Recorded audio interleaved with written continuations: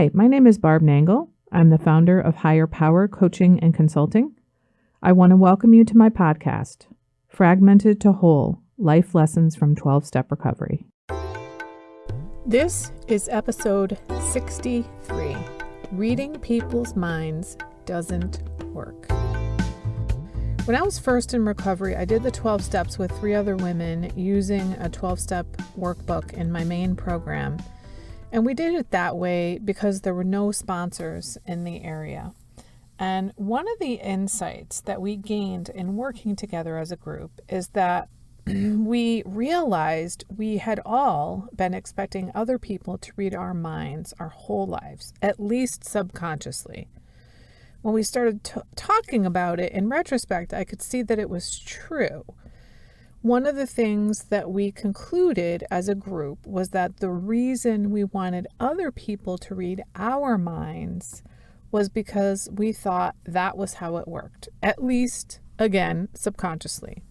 In other words, we'd been reading people's minds our entire lives, or I should say, trying to read other people's minds our entire lives. So why weren't they reading our minds? Now, let's forget about the fact that we were not correct in reading other people's minds. That obviously didn't matter. But again, I think this was all not in our consciousness. So what is the meaning of all of this? It starts with being brought up in a pretty dysfunctional family, which is probably the case for most people in recovery. There are certain, quote, rules under which dysfunctional families operate, and these include don't talk, don't trust, don't feel, and don't remember. In this case, regarding reading other people's minds, the rule we're sticking by is the don't talk rule. Now, the don't talk rule means quite a few things, like don't ask questions when you don't understand things. I internalized that as meaning that I had to have an answer for everything, and saying I don't know was not an option. It also means don't talk about certain kinds of things, typically pretty important things like spirituality, feelings, finances, how to take care of yourself and be a grown-up, those sorts of things. So I internalized this notion that it's not okay to ask questions. It's not okay to seek clarity. When you see your family saying, or hear your family saying one thing but doing another, don't ask questions. When you have no idea what's going on around you, don't ask questions. There was just some understanding that I had to live like that. I was not allowed to ask questions like, what did it mean when he said that? Or why are we going there? I thought you said we weren't going there, and that sort of thing. Part of my recovery has included me being restored to clarity, which I talked about in episode 33, if you want to hear more about it. I didn't understand that I had a lack of clarity about a lot of things in my life until I got into recovery, and I got lots of clarity. For example, I got clarity about my own identity and my own boundaries. And this idea that I had been trying to read people's minds my entire life and had been expecting other people to read my mind. All of that was really murky for me, probably even outside of my consciousness. Another thing that I will say about mind reading is regarding my previous relationships. So what I would often do is act in a certain way, maybe pouting or giving one-word answers or being rude. And I would want my partner, and maybe sometimes even my friends, to know what was going on with me. When they'd ask me if I was okay, I would say, I'm fine. And they'd say, are you sure? And I would say, yeah, I'm fine. I didn't mean it. And as I was just working on this podcast, I realized the reason I would say I was fine when I wasn't was that I was uncomfortable with them asking me directly what was wrong. I wanted them to somehow intuit what was wrong with me. Now, there were times when they got to the root of things with me. It's not like I never resolved anything in any relationship. But this was a pattern of mine where I wanted people to read my mind because I thought That was how it worked, at least subconsciously. I wasn't used to open and direct communication with people. In fact, I was actually aghast when I saw or heard others coming right out and stating clearly what they wanted or needed or what their preferences were.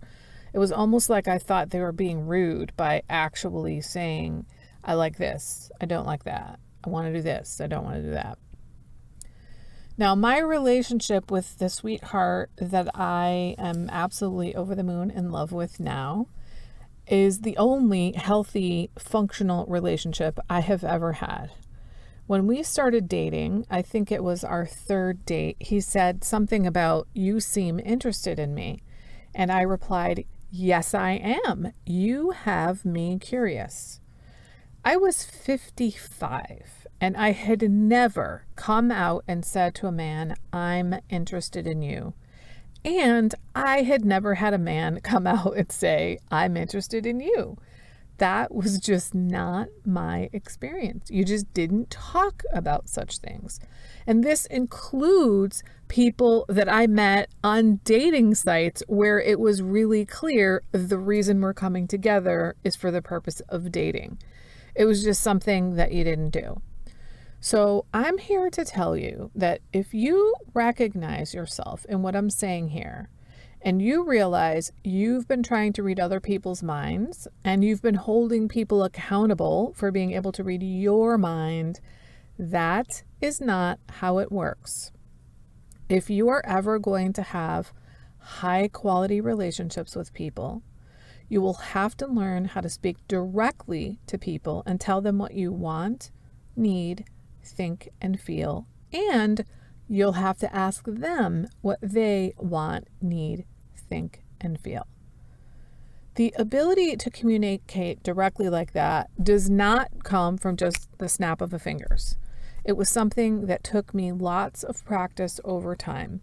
Occasionally, it's still difficult for me, but most of the time, it's pretty easy because I know the cost of not communicating directly. My life is infinitely better now than it was before I was in recovery. I really enjoy relaxing into my life and not feeling under pressure all the time or stressed out or playing games in my head about what am I going to say and how am I going to say it and what do they want and all that sort of thing.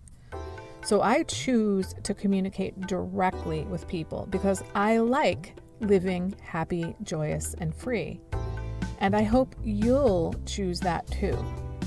If you really need some help in learning how to directly communicate with other people, I just might be able to help you. So feel free to go to barbchat.net and set up a 20-minute free consultation with me to see if I can be of any assistance to you in learning how to communicate directly.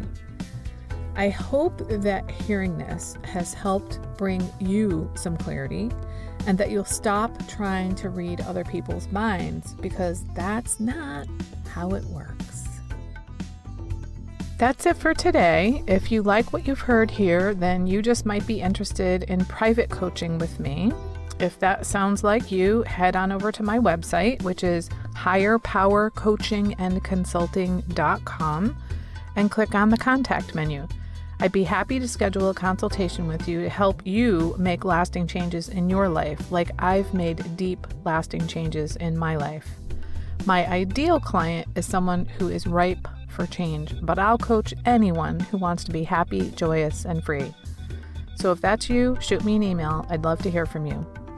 Thanks for listening. Be sure to like and subscribe so you can be sure to get future episodes of my podcast. Thanks again.